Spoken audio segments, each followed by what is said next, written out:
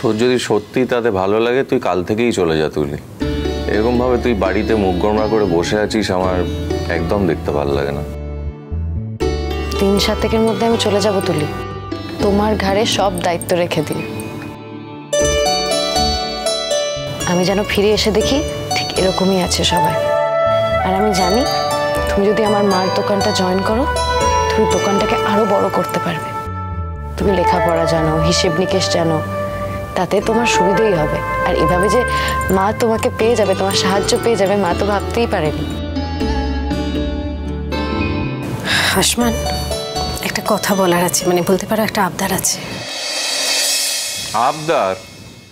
আবদার কি, দাবি বলুন। সেটা তুমি যা খুশি তাই বলতে পারো। কি গো দিদি? আসলে আমি যেটুকুই লেখাপড়া জানি না কেন দিদি, আমি না ইংরেজি বলতে পারি না। আর এখনকার যুগে দাঁড়িয়ে ইংরেজিটা না বলতে পারাটা একটা বড় প্রতিবন্ধকতা।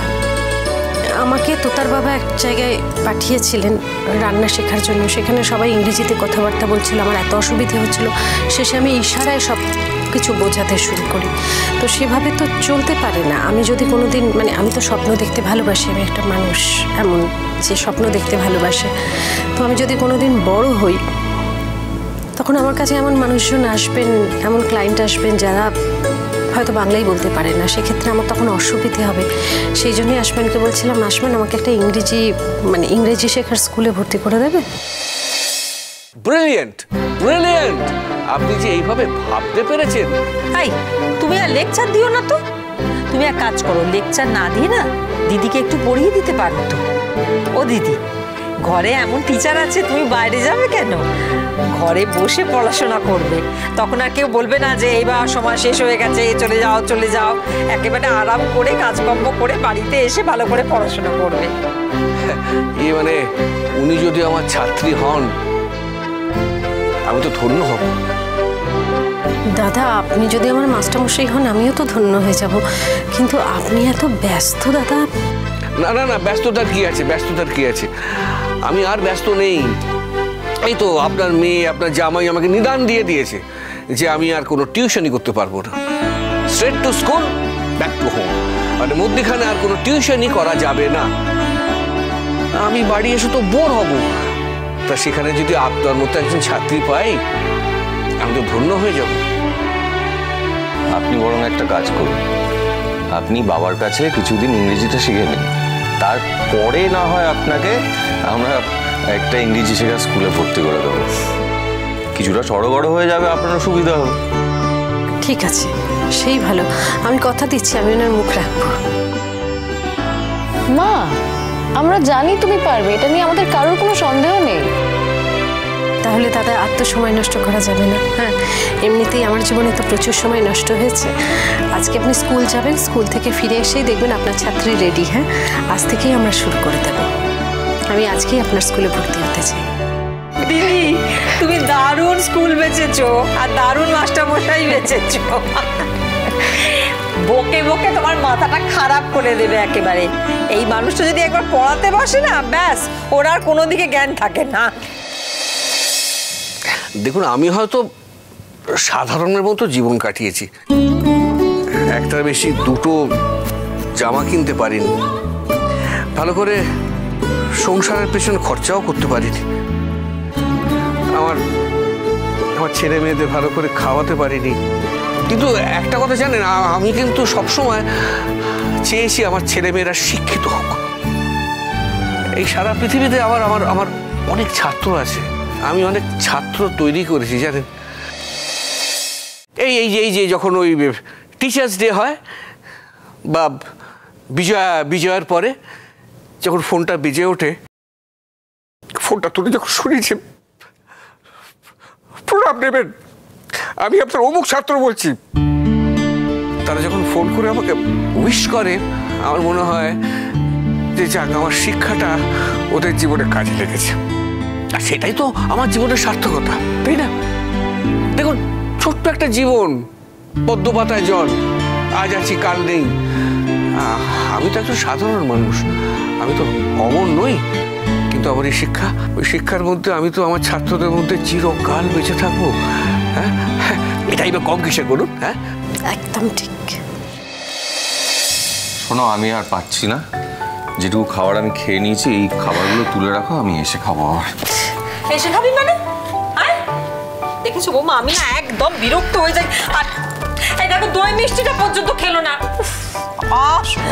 না না না না না, এসে খাবে মানে কি? বাড়িতে কি খাবার কম পড়েছে যে এই খাবারই ওকে আবার রাতে এসে খেতে হবে? এই যে হাসছো কেন তুমি? বসো বসো, এই সব খাবার তুমি এক্ষুনি শেষ করবে। আমি? হ্যাঁ, আমার কথা শোনা তো তোমার ধম্মে নেই, অন্তত একবার শোনো। এই এত বড় কথাটা তুমি আমাকে বলতে পারলে তো? ঠিক আছে যাও, আমি খাবোই না। বাবা, এই দিদি, তোমার মেয়েকে ছিচ কাঁদুনি পনাটা করতে বারণ করো তো। ঢং, আমার কথা যেন কত ভাবে। ভাবলি কি আর আমাকে ছেড়ে চলে যেত? মা, তোমার কি মনে হয় তোমাদেরকে ছেড়ে আমার যেতে ভালো লাগছে? তোমাকে ছেড়ে, আমার মাকে ছেড়ে, এই পরিবারের সবাইকে ছেড়ে আমার যেতে ভালো লাগছে? এখানে এত সুন্দর বাড়ি থাকতে আমার কি যেতে ইচ্ছে করে?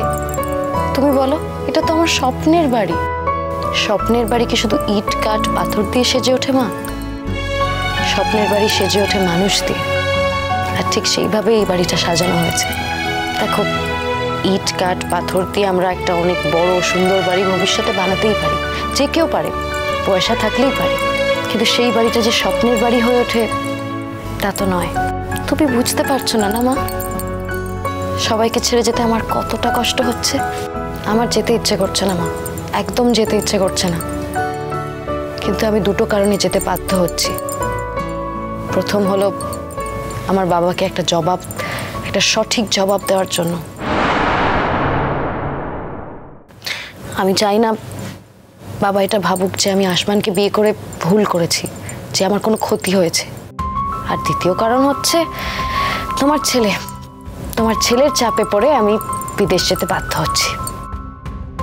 না, বাবার কথাটা না হয় বুঝলাম, কিন্তু আমার ছেলের চাপ কি রে? হ্যাঁ আসমান, তুই নাকি ওকে চলে যাওয়ার জন্য চাপ দিচ্ছিস? হ্যাঁ মা, দিয়েছি। দেখো, আমি সারা জীবন এই দায় কাঁধে নিয়ে ঘুরে বেড়াতে পারবো না যে আসমানের সঙ্গে বিয়ে হয়েছে বলে তোতা বাইরে যেতে পারলো না, বাইরে গিয়ে পড়াশোনা করতে পারলো না। আর সব থেকে বড় কথা হলো, তোতা ব্রিলিয়ান্ট একজন স্টুডেন্ট। ও যদি এত বড় একটা সুযোগ পেয়ে না যায়, তাহলে হাজবেন্ড হিসেবে আমার নিজের খুব খারাপ লাগবে। এক্স্যাক্টলি, ঠিক কথা বলেছিস। হ্যাঁ, তবে আর কি, এখানে তো আর আমার কিছু বলারই নেই। তবে তাড়াতাড়ি যেন ফিরে আসে। আমি কবে আছি কবে নেই। মা, এই ইমোশনাল ব্ল্যাকমেলগুলো আমার সঙ্গে করবে না একদম, ঠিক আছে? কবে আছি কবে নেই মানে? তোমাকে নিয়ে যে আমি কি করব? কি করবে? কি আবার করবো? কথাই বলবো না তোমার সঙ্গে। আমরা সবাই তোর জন্য অপেক্ষা করে থাকবো। আমি জানি তোতা স্কলার হয়ে ফিরবে। তোতা, সেদিন বাবার সামনে গিয়ে দাঁড়াবি তো? সেটা আর বলতে হবে মা? 100 বার গিয়ে বাবার সামনে দাঁড়াবো। এটা আমার জীবনের সব থেকে বড় লড়াই। শোন আসমান, এবার কিন্তু লেট হয়ে যাচ্ছে। হ্যাঁ, আমি আসছি এবার। না, মাথা নিচু করবে না একদম। All the best. বললাম প্রথম দিন তোমার কলেজে যাই। আরে দেখেছো, আরে আমি কি নার্সারিতে ভর্তি হয়েছি নাকি যে প্রথম দিন হাত ধরে আমাকে স্কুলে পৌঁছে দিতে হবে? আশ্চর্য ব্যাপার। ম্যাডাম, একটু বোঝান আপনার মেয়েকে। আসছি আমি, বাবা এলাম। আপনি তো এখন আবার দোকানে যাবেন, তারপর সেখানে কাজ শেষ হয়ে গেলে বাবার পাঠশালায় ফিরবেন। সেখানে আপনার সঙ্গে আবার দেখা হচ্ছে।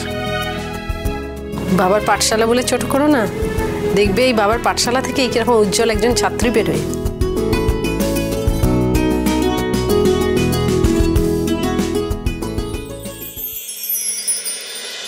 জল থই থই জল থই থই ভালোবাসা।